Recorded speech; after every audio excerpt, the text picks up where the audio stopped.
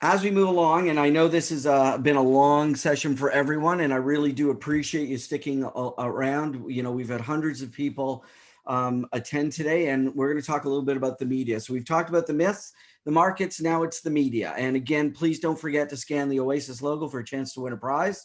So, you know, in 2021, you know, the craze is upon us. You've heard everybody talk about this. And there's been consistent headlines. And in fact, I believe the NYSE is producing their first NFTs right now.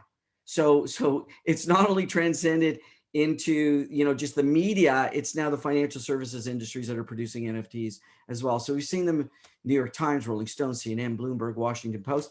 And yesterday we were on MSN. We were featured on one of the MSN sites with our Jeezy announcement. So we're seeing it everywhere is talking about it. I mean, you know, if you haven't seen this, you got to look at it. It's called What the Hell is an NFT? And it's an amazing, amazing sketch by Saturday Night Live, and the parody sold for $356,000. You know, there's a New York Times column sold by Kevin Rose for $560, and this Forbes cover sold for over $300,000. People want to own originals. The digital art is art. It may not be a Picasso to some of us. To me, it's not a comic book, but it's art, and people want to own that. I mean, I think we saw the $2.9 million tweet. You know, the first tweet by Jack Dorsey. So how the media is positioning. So we call this the good, the bad, and the ugly. You know, NFTs allow artists to control their work. NFTs allow artists to create unique works. It offers artists protection for their copyrights, trademarks, and other infringement and piracy. That's really important. Provides new and interesting platforms for artists and a new way for monetizing digital media. Again, really important. It allows artists to make a name for themselves and cut through the chatter and the clutter, because there's all these marketplaces which they can be appreciated in. And it presents a new way for them to engage with fans. The bad. You know, people are calling NFTs a fad. I remember working in the e-commerce space in the late 90s, and people told me no one would ever shop online. Get over it. It's here, it's now, it's happening.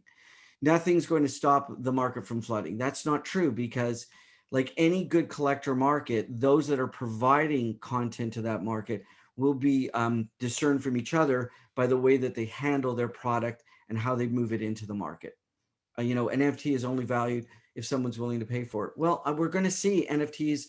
I believe when we're talking to Mike Kessler, we're talking about NFTs and warrants. NFTs might be the warrant of a security product, and bubbles will burst. All bubbles have changes. All markets have changes. So I personally think that there will be maturity very quickly in the market, and there will be changes in demand.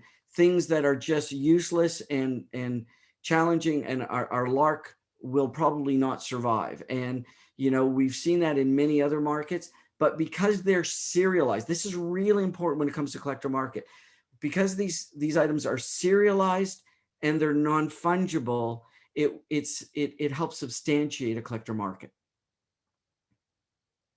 The ugly, scammers. We've heard about some hacks, and these hacks have appeared because marketplaces have not put the artwork actually on the blockchain. They've left it in a regular centralized database. You know, so we've got to make sure when we're selling, when you're buying, that we're doing it in a way that everything is on the blockchain.